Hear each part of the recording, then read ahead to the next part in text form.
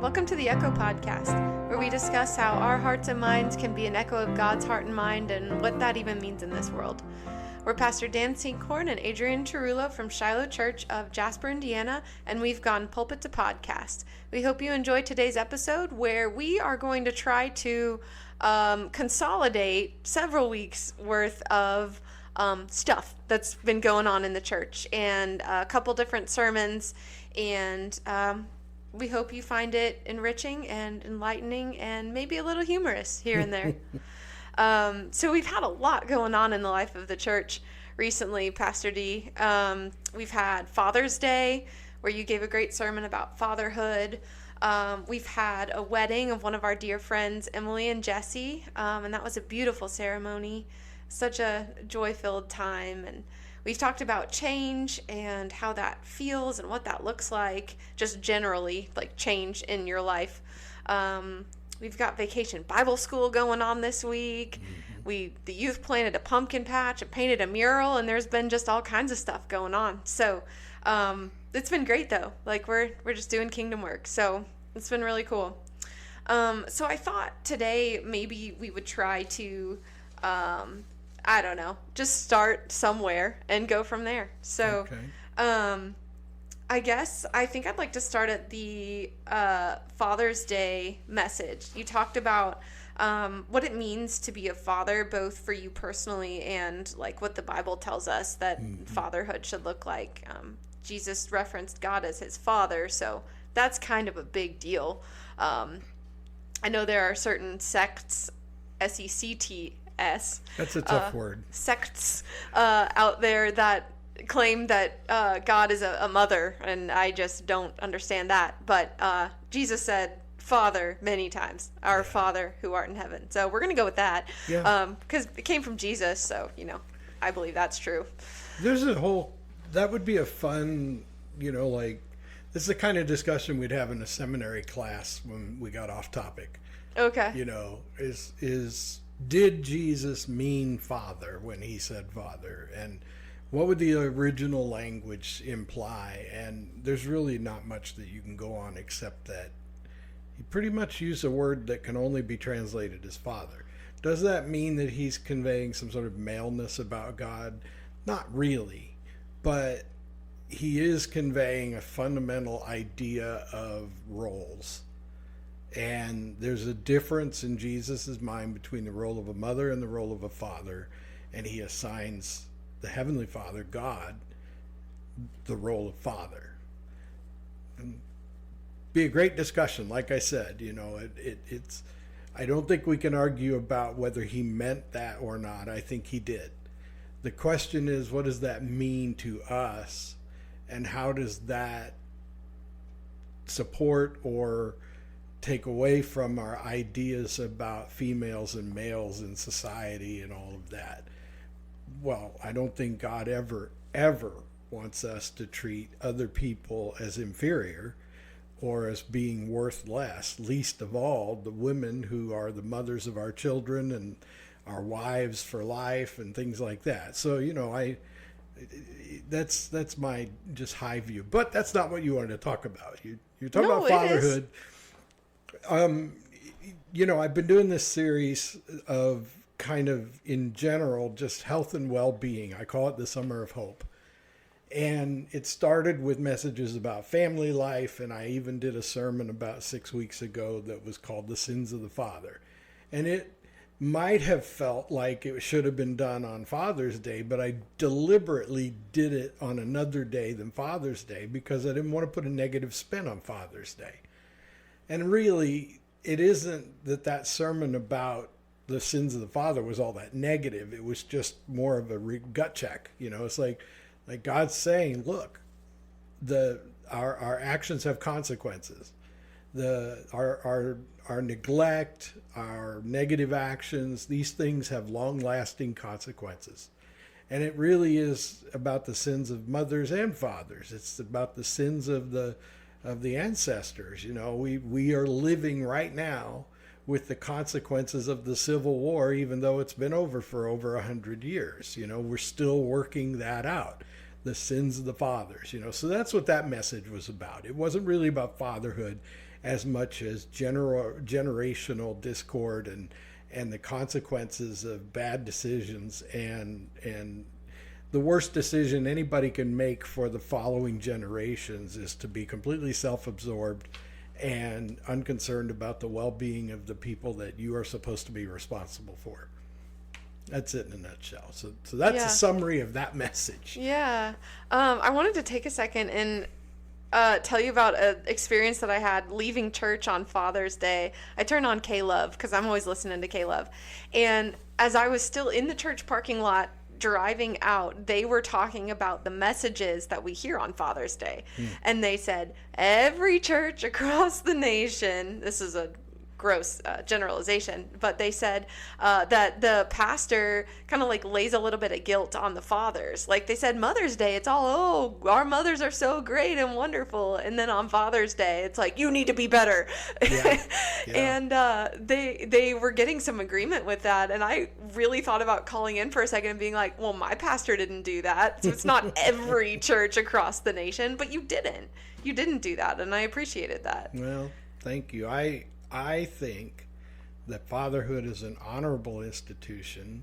And as I recall, what I was talking about on Father's Day was how actively the devil has been at work trying to destroy the image of a father. Yeah. That in our society, it is just second natured to mock and make fun of fathers, that they're the butt of the jokes on the sitcoms. They're the fools. They're the reckless ones. There's no respect for how they fulfill their role. Sure, there's a lot of poor fathering out there, and society would have you believe that every person who produces a child who isn't the mother of the child is less responsible for that child simply because they don't carry the child in their womb. And you know what? You can't argue about the science. Obviously, men don't carry the child that they helped create in the womb, but many men throughout hundreds of generations, thousands of generations of men have honorably carried that responsibility to say, you know, this is my child. This is my wife. This is the mother of my children. And you know, I remember talking with my son when he became a dad for the first time, and it's one of the most precious personal things that I could ever have experienced, you know, and just sitting there listening to him talk about what it was like to hold his baby in his arms, and to listen to him talk about what an amazing thing it was.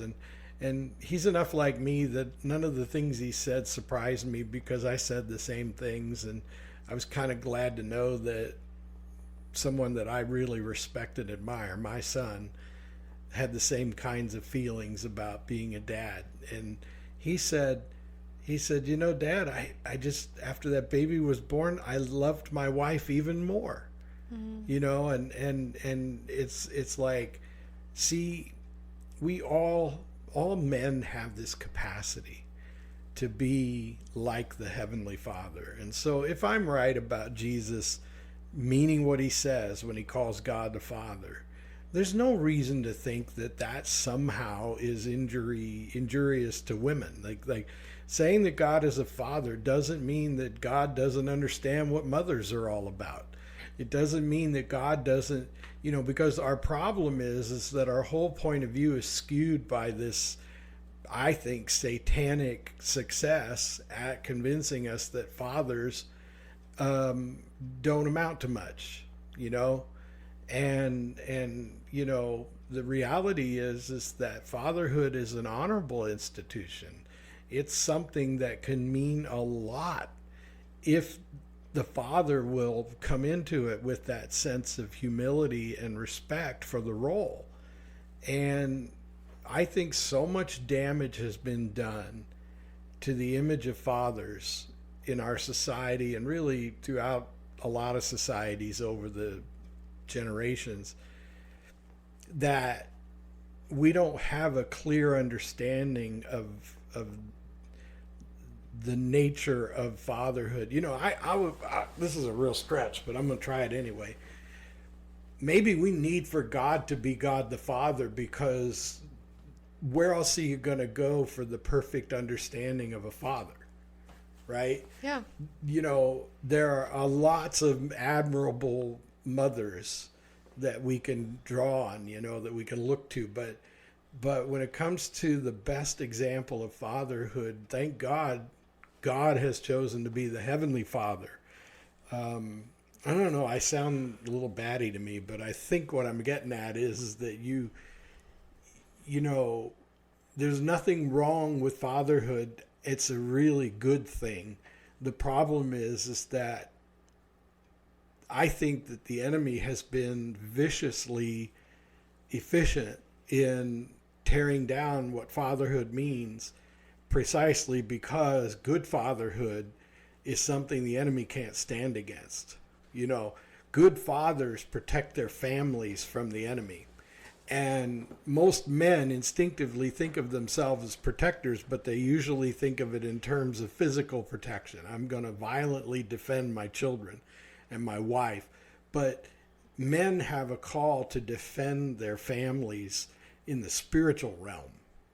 They have a call to defend their families against societal corruption and against all kinds of evil that is coming against their families all the time. And there is a huge responsibility that requires an enormous amount of courage for a father,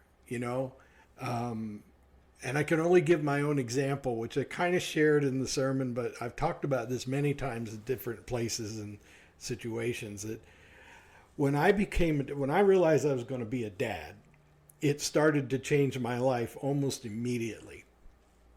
And I can't say exactly how, even though I've had plenty of time to reflect on it. But when I knew I was going to be a dad, it was kind of like my wake-up call. It's time for you to now dedicate your life to the betterment and the well-being of someone other than yourself. And that's how I saw it. And I was motivated in part because I had certain trouble with the way I was fathered, and I wanted to do it better.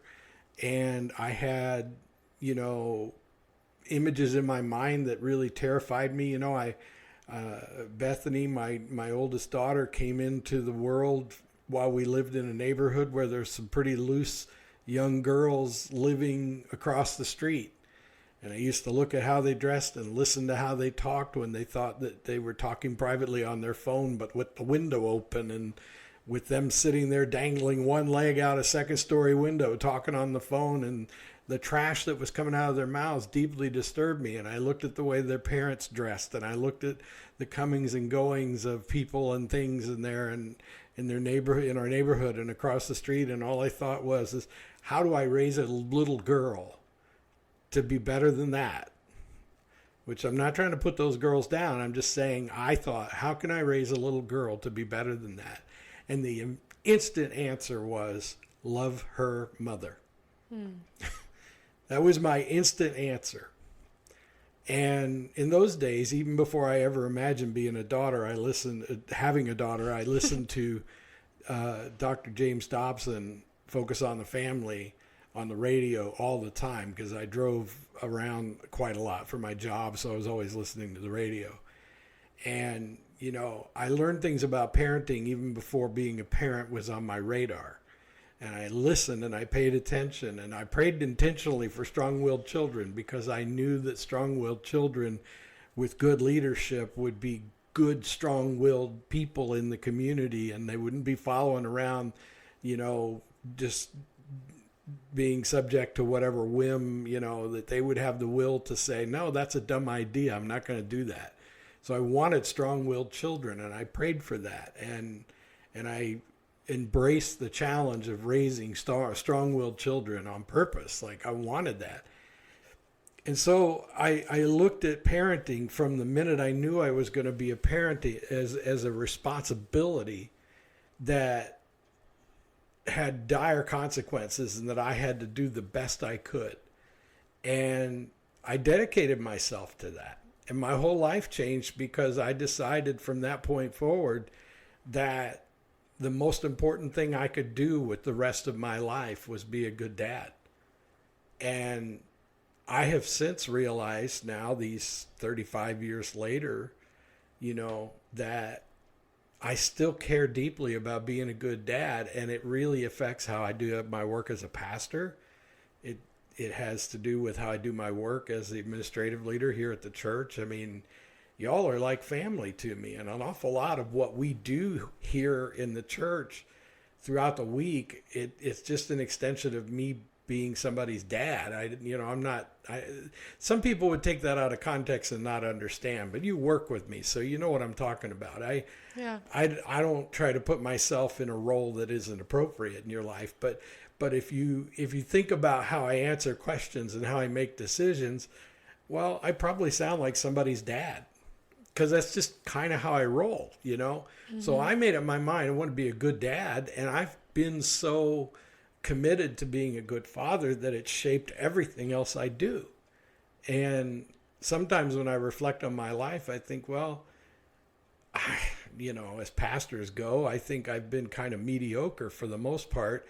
If I rate myself against the pastors who come in and grow churches into these big, vibrant organizations, and if I rate myself against pastors who write books and have, podcasts with more than 50 listeners or whatever, like if I rate myself against certain things, I'm not that great a pastor. I'm just pretty average. But that doesn't really matter. If I go to my grave knowing that the one thing I got right was being a dad, then I have lived with purpose. And I really believe that. So that's kind of what I talked about on Father's Day. It's just that I just thought that every dad needs to know that is their highest purpose. And they need to understand that you can't be a good father without being a good husband. And yes, a lot of dads do need to get their ears boxed because they get their own priorities ahead of their families. There are a lot of dads out there that think that, raising children is for their wives to do, and that, there are a lot of dads with bad attitudes and with bad approaches to fathering. There are. Yeah.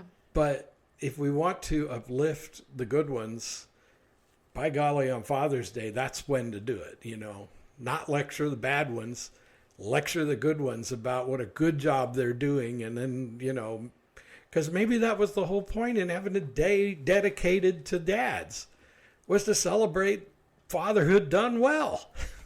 Right. Yeah. So, yeah. Anyway. You made a comment earlier about how you felt batty with what you said, and I didn't think you sounded batty at all. You actually kind of prompted me to think about a podcast that I was listening to recently, and the guy was a pastor from somewhere, who knows, and he was actually talking about the Ahab spirit and the Jezebelian spirit. And this seems like a weird tangent, but I'm going to come back to fatherhood. But he was actually talking about how he does feel like the enemy is leading our culture in a big way. And like you had mentioned, now this guy was more far right than I was kind of comfortable with. He was like pretty into it, but what he was saying, I think, was right on. He said that the Ahab spirit, for listeners who don't know, this is a story from the Old Testament, which is where the youth group is right now. So we were reading this story, and I was trying to listen to a podcast to help with my teaching on it. But Ahab was a king in the Old Testament, one of the very, very evil kings of Israel, probably the worst. And he was married to a very evil woman named Jezebel. And Jezebel is like the archetype for the evil woman. And she was terrible. She was killing prophets of God. She was just like this really like kind of seductress, but like in a really bad way. And Ahab was more passive, is what this guy was saying. Like he just kind of allowed evil to happen. He's just like, yes, whatever, darling. And like she just wreaked total havoc. And in that way, he said that that's kind of what fatherhood and like this paternal spirit can become if we allow it, if we don't continue to seek Christ and follow like God's spirit. So he was saying, old demons, new world, like same issue, right? So we still have these like passive men who are letting women and maybe the women are great. I mean, that's kind of besides the point, but it's this just spirit of like passivity and not leading your family to follow Christ, but following false idols and even demons, and leading down a really dark path. And that was, 5 generations of just getting worse and worse and worse, like stairs on a staircase going down towards hell. I mean, it just got really bad. And their spawn was even worse. But then he was talking about fatherhood after that, and he said that he had 5 kids. And similar to what you've said before of like people making comments to you when your kids were still really young of like, don't you know how to prevent that by now, right? Like, don't you know what it takes? Like, you have 5 kids. Don't you all know what causes that? There you go. That's the one. And he would answer with, yes, I do. I love being a dad. I just love being a dad, and I want to have more kids because I found my calling, and I just love being a dad. And it was so cool to hear someone say that on this big platform. They have tons of listeners, and for him to just like put his, stake in the sand and say, I love being a dad and I'm following Christ, and men, we need to step up. Like, this is what masculinity looks like. It's following the Father's example and following Christ. Well, so it's cool. You make such a good point there that what man, even the worst of fathers, Jesus said this, by the way. He said, even the worst fathers among you, when their kid asks for bread, would give them a bucket full of snakes. Right? I'm paraphrasing really loosely, but he's basically saying, even the worst dad in the world wouldn't hand their child a poisonous viper, and yet we will let things through our door all the time that poison our children. Now I know that I'm about to say something that I've been thinking about here for the last minute or two that's going to sound radically conservative, and I'm generally pretty moderate about most things. But I think it's a matter of fact that in my lifetime, I was born in 1962, and in my lifetime, we've seen men go from fathers being these admirable characters who, albeit came out of a very sexist sort of worldview where, Beaver Cleaver's dad is the master of the household, and his little woman, stays home all day and cooks and cleans and is the housewife. And some of that's really offensive to people, but I wouldn't be offended by it so much as understanding that each role was considered sacred and each role was done with dignity and respect and the acceptance of the role. And even in those days, there were women who didn't accept those roles and men who didn't accept their roles. But for a man to say, I'm going to be a father and provider and husband and leader of my household, and for a woman to say, and I'm going to be the mistress of the household and make sure that my children are well cared for, my house is a place of safety and rest and refuge and nurture, and there's nothing wrong with that. No. It may not be the role that you feel called to, but when you're called to it, you don't need to be ashamed of that. And so in my lifetime, we went from men being portrayed as these honorable men who, were providing a sort of wisdom and wit and leadership is the word I mean, that was very honorable, to them becoming the butt of the joke and them becoming, these sperm donor, sleazy scuzzballs who don't take responsibility for anything.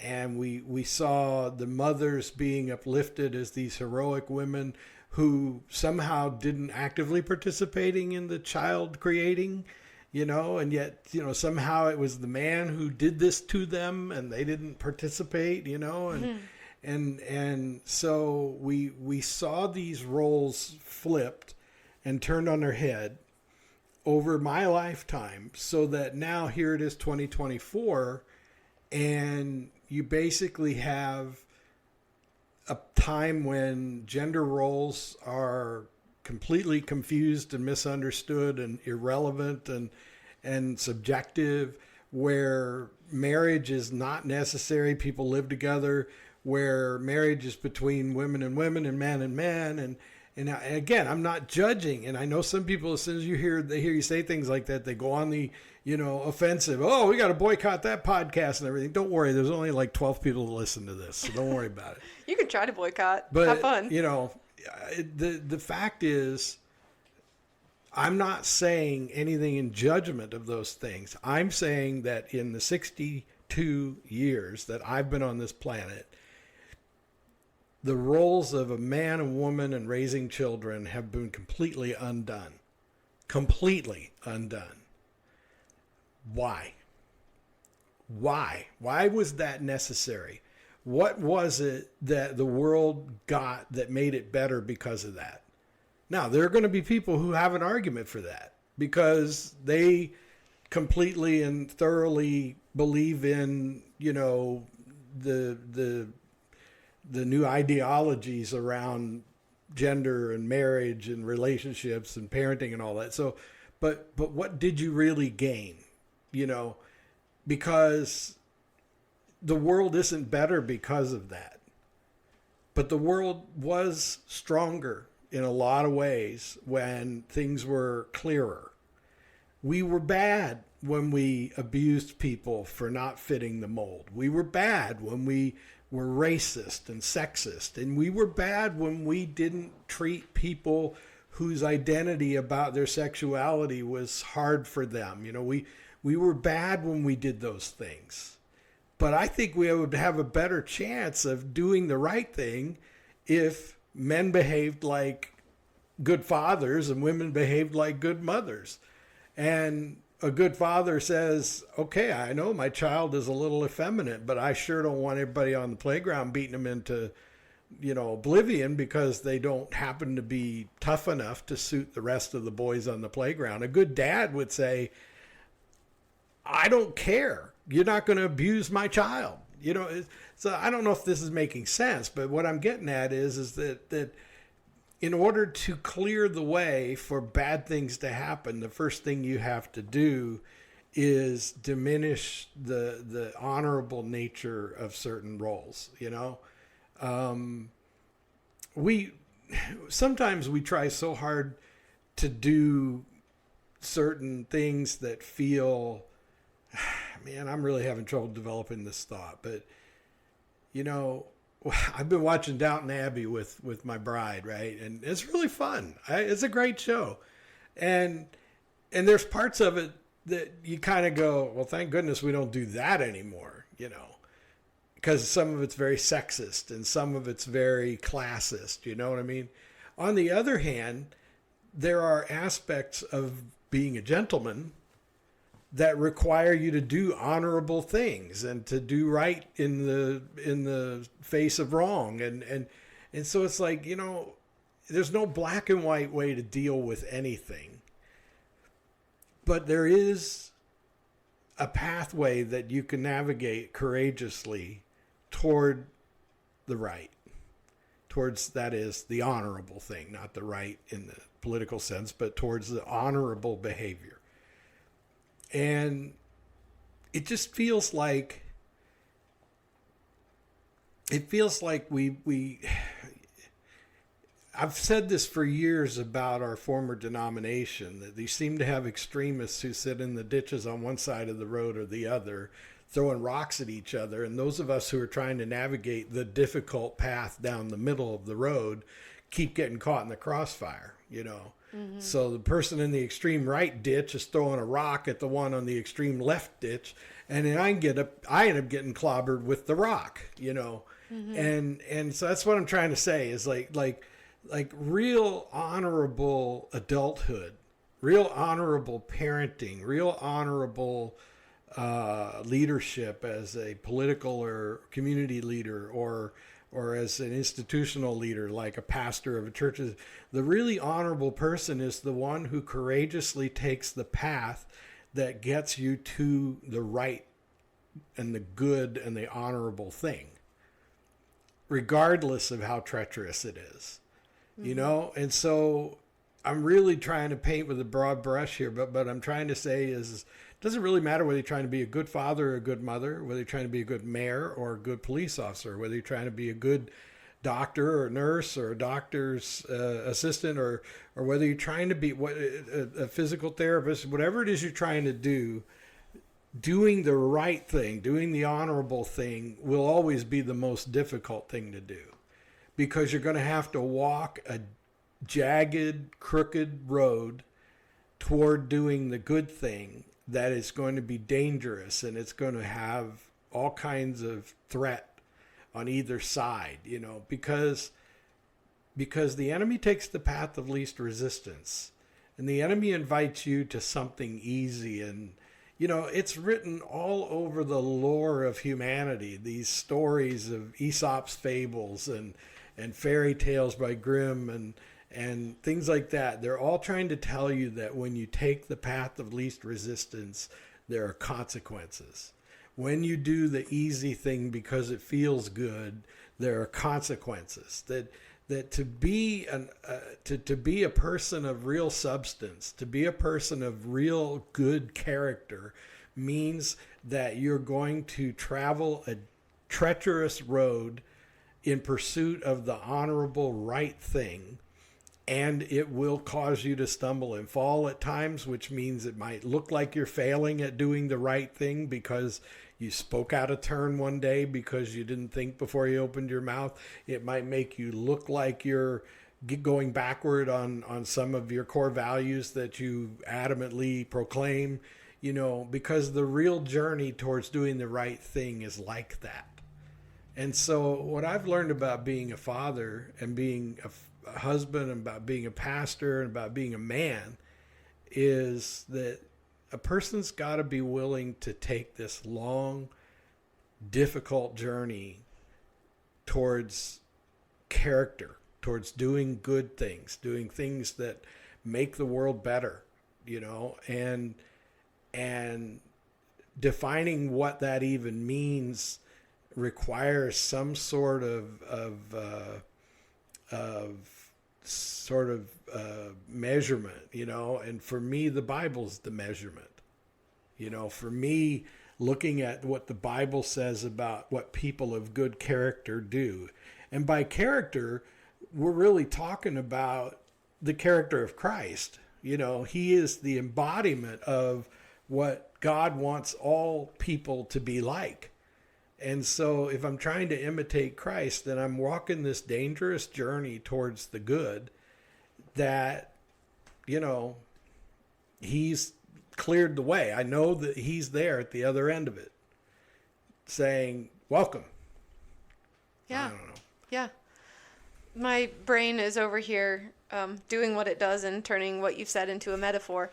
And I just can't help but think about physical therapy and how, if you're in chronic pain, the way out of pain is not usually one quick fix or like one simple thing. Even if you have a surgeon who's like, oh, we'll just do surgery and fix it and it'll be fine. You know better than most that doesn't take the pain away, at least not right away. It's a journey and it's a process of do this, do that. Let's look at this and that and this and that and trace back where that pain is coming from. What's the cause there, right? And so, sure, you have people who can go to some doctor and they can prescribe some pain pill and the pain feels better, but it's a Band-Aid.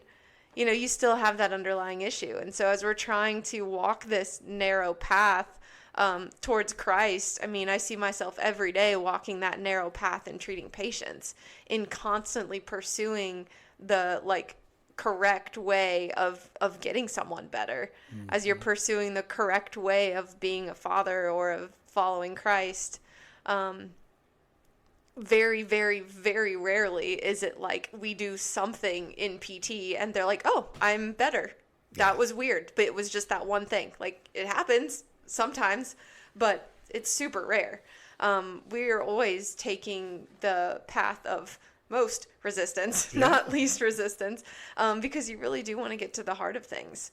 I think I've felt my entire life that I'm like a salmon like a salmon is my spirit animal because they're swimming upstream constantly. And I feel like my whole life I've been swimming upstream. And putting it into this context really helps me because I'm like, why? Why do I always feel like I'm swimming upstream? It's because I'm constantly trying to do the right thing. Anytime I take a shortcut or don't follow a rule, I get caught and it's not good. And so I've just developed this like straight and narrow thought pattern through my whole life. And that's the way we should be, even though it feels hard. Yeah. Yeah. Well, that's a opportunity to transition somewhat. Not that we have to, but Sunday's message was where I switched gears a little bit from family life to kind of a mental health theme that I want to cover for the next several weeks. And I talked about life change. And of course, I used the analogy of a river. But to kind of back up just a little bit, I talked about life change. And what I told people was, I started out with the idea I had written in my notes weeks and weeks and weeks ago that I wanted to talk about midlife crisis, middle-aged life. Because I was trying to cover everybody in the church. I was just trying to say, okay, we've talked about teenagers, we've talked about men and women, we've talked about parenting. Now we need to talk about some of life's transitions, and midlife is a tough one for people, especially for men typically. But by the time I got done preparing and writing my notes and everything, the sermon had kind of changed into a message about dealing with change and dealing with the fact that the only constant in life is change.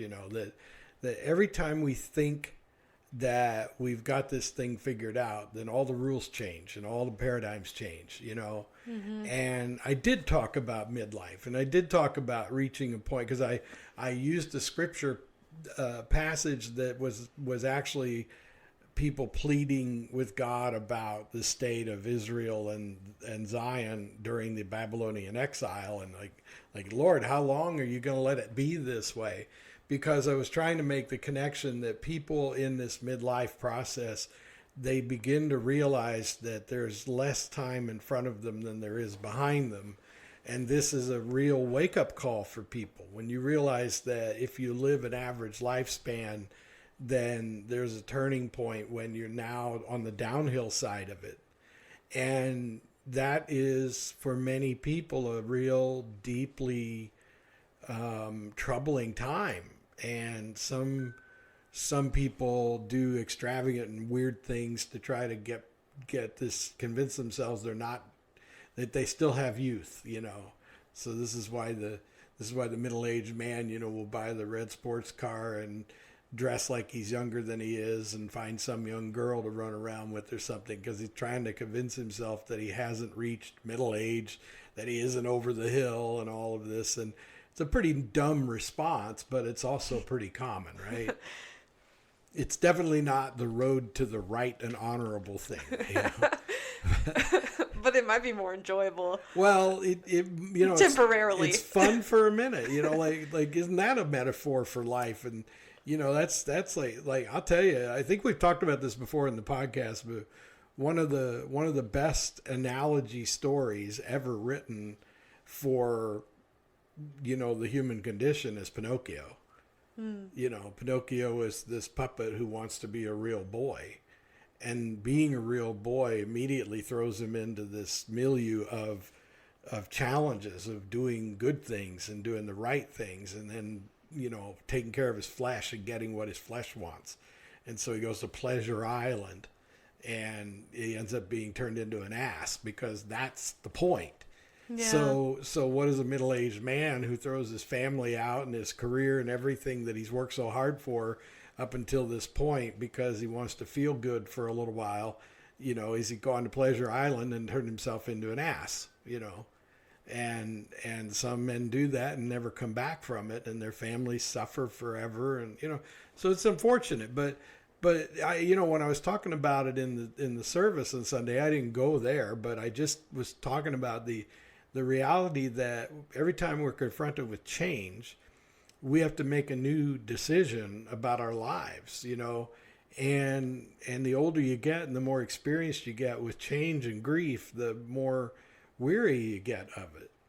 And so that's why it seems a lot of times like people over a certain age are kind of crusty and don't like change, and we tend to write them off as being afraid of change and everything. And you're not wrong. They are afraid of change, but they're not really afraid of change. They're afraid of pain.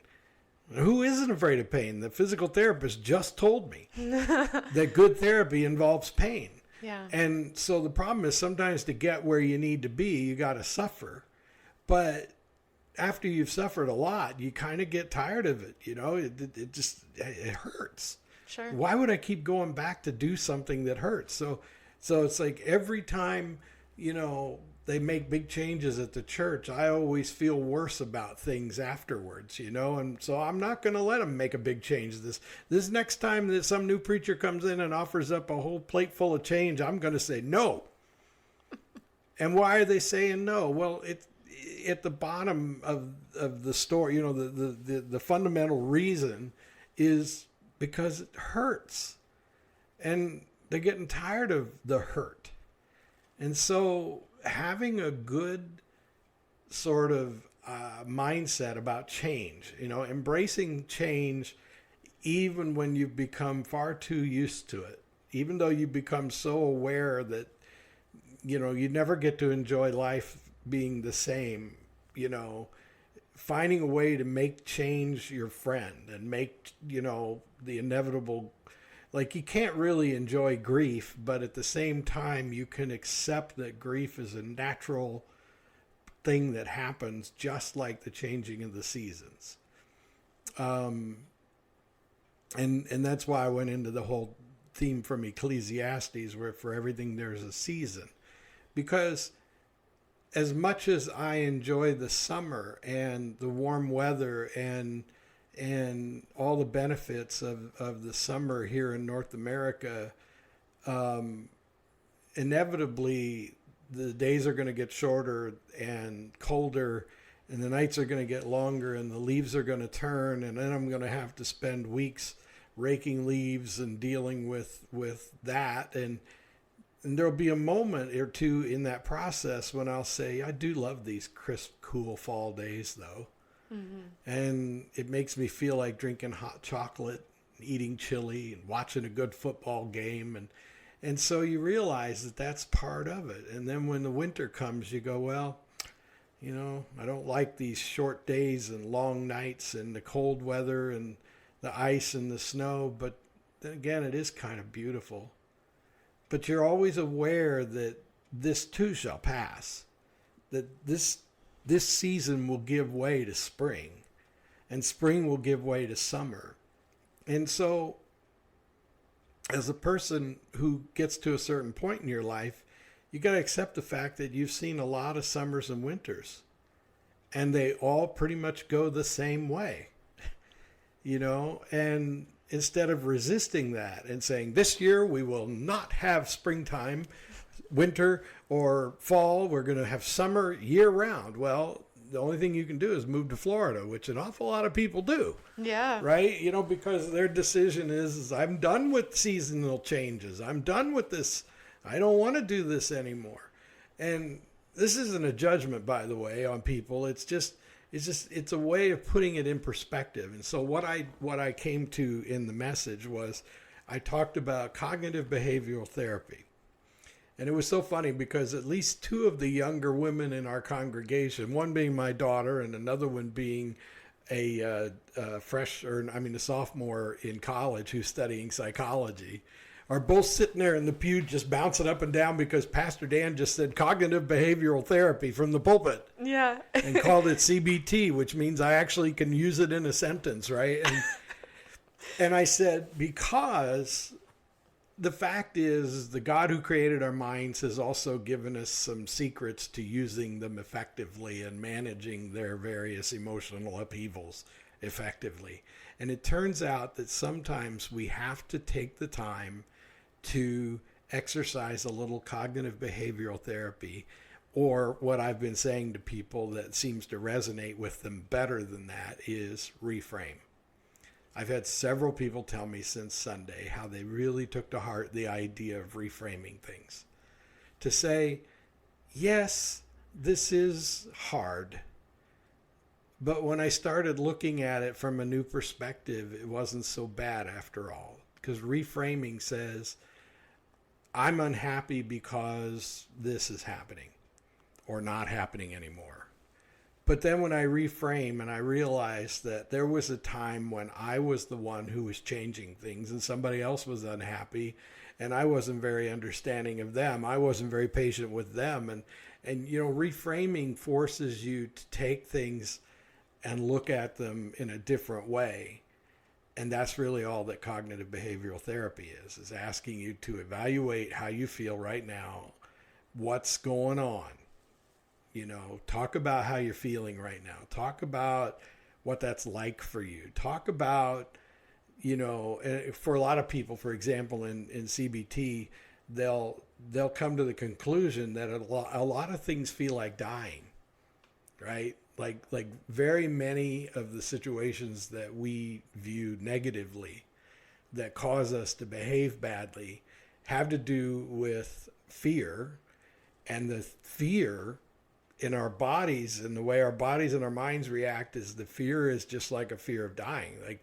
Like I'm, when I get into a certain situation where, I've lived in my own home all my life, and now I'm going to sell my home and downsize and move to an apartment for seniors. Well, that's dying. It's as real as dying can be, because a whole life, a whole way of living, a whole aspect of your nature has just been cast off, like dead skin or a limb that doesn't work anymore, or a scab, or whatever you want to call it. You've shed something that was a part of you. It's incredible to me that I was 16 and spent a lot of time with the blow dryer and the brush working on my hair, and today I'm sitting here shaved bald. Yeah. Well, surely there was a time, I don't remember when anymore because I think it was sort of gradual. The hair loss didn't happen overnight. But at some point, I made up my mind that there wasn't enough up there to worry about combing and blow drying anymore into anything worth looking at. So I just said, well, then the heck with it. I'm just done with hair now. And I resolved to just start shaving my head. And I've been doing it ever since. But there was a transition. I reframed it, Yeah. Had I not reframed it, I'd probably be that guy that walks around with a comb over. Right? Because I try to convince myself that because when I look at myself in the mirror and I manipulate that little bit of hair that's left up there in the front, that somehow nothing's changed. But I'm not fooling anybody but myself, right? Yeah, or like a really bad toupee. Right. Everybody knows it's a toupee. Yeah, and so it's a perfect analogy for what happens when we don't reframe. Yeah. Reframing says, well, this is the way it is now. Yeah. And so from here on, this is what it's going to be like to be me. The upside is that I can get ready to go in the morning in 5 minutes. As someone with really unruly, hard to manage hair, I can definitely see that. That must be nice. Yeah. Yeah. It's darn convenient. Yeah. It doesn't take me long in the shower. Just wash off. Now I got a beard that I'm growing out that can be a little bit like managing your hair on your head, but a man could get away with a scraggly beard, kind of. Jury's still out on that, I suppose. To an extent. Pastor Dan, we kind of wish you would trim your beard a little bit once in a while. But how I wander on down that road towards that tangent is a mystery to me. But the whole point is reframing, right? Like if you're in the middle of your life, then figure out how to reframe it and make the best of what you got now. When you're in a place, I found a way. I did better with it Sunday than I'm doing right now. I can see that already. But I could tell the teenagers who were getting ready to go away to college. We were talking about, everybody loved the wedding a couple of weeks ago, and family was so delighted with the wedding, but then when it was all over, it sort of sunk in. My little girl belongs to somebody else now. My little boy belongs to somebody else now. Life as I knew it has just changed forever. Well, there's grief. Yeah. And joy. You know, it's like, wow, this was such a great celebration, but I'm grieving. Why did that happen? Well, because life is presenting you with the necessity to reframe the situation. And you know what happens when things go sideways and there's discord in families and in-laws don't get along with outlaws and all of that? It's because people aren't accepting where they are and how things are. They're just fighting it. They're fighting it because they don't want the pain. You know, I don't want to feel like my life is half over. Well, don't know how to tell you this, but if you look at your driver's license and it says that you've been around 50 years or so, your life's half over. It just is. Yeah. So now you have to decide how you're going to deal with that. Because if you think you're going to fight that, well, some people would say, yeah, but I don't want to give up and act like an old person. Well, neither do I. But that's part of reframing it. Okay, fine. So what is the second half of my life going to look like? Well, I'm not going to look and act like an old person. On the other hand, I am. So that means that even though I might dress differently from the old people that I knew when, because when I was a little kid back in the 60s and 70s, people who were my age looked a lot older. And that's because they were kind of conditioned to act older. And people retired at 65 and companies gave them nice pensions because they didn't expect them to make it past 70. Oh. I mean, that's the truth. Well, that's why your generation's going to have a hard time getting a pension. Right. Because they can't afford it, And that's a fact. Like, that's a statistical fact. You can Google that. That companies don't give pensions like they used to because people live too long and it's very costly. And so, but the fact is, when I was a little kid, the people who were in their 60s and 70s were old. And people who were in their 80s were ancient. And now people routinely live to 80 and 90, between 80 and 90 years. And they also dress cooler and they drive nicer cars and they don't act like they're ancient. They have a whole different way of viewing what it means to be an elder. And so reframing isn't a bad thing at all. It's actually a very good thing. But anyway, that's kind of random, but it all comes around to the Sunday was about that. Now this coming Sunday, I'm going to talk about old age specifically. And what I hoped people got from this past Sunday was just equipped with something really fundamental, which is it's actually therapeutic. It's good for your body, like exercise for your body, like the exercise you do with your clients, your patients is good for their bodies and it makes their bodies stronger and it guards them against injury. Well, it turns out cognitive behavioral therapy is as good for your brain as physical exercise is for your physical body, for your muscles. Because the more you develop a capacity for reframing, the more you develop a capacity for looking at yourself in a way that is generative and healthy, the more you're going to withstand the various changes and storms of life. And so, sooner or later you may have to deal with the death of a spouse or a child or something horrific like that, and yet deal with it better because you had already been conditioned to evaluate honestly, and go into it with a tuned mind, that has the capacity to frame and reframe.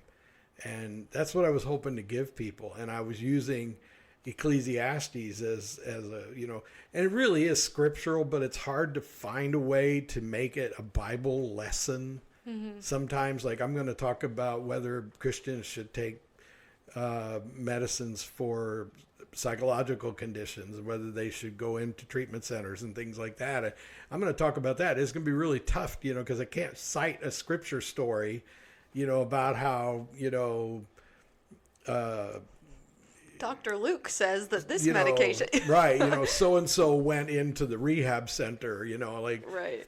But the Bible does tell you that God creates the means that will resolve things for you. Like God does open his treasure trove of knowledge to people for a reason.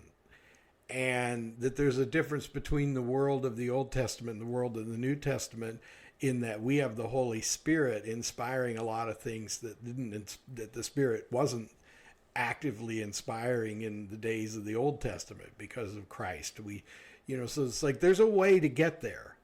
But what I'm driving at is when I'm talking about people reframing things and using cognitive behavioral therapy, it's pretty hard to say, see, and right here in the Gospel of John, you can see how he's using CBT to reframe the situation.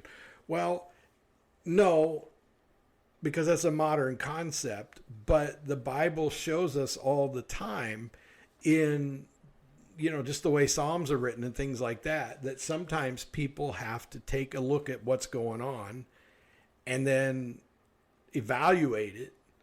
And then, it's sort of like when the Bible says, I was angry with you, Lord, and then you reminded me this and you showed me that. That's reframing. Yeah. So it's there. Yeah. It's just that a better preacher than me would have given you a long list of scriptures to study. But it's there. Yeah.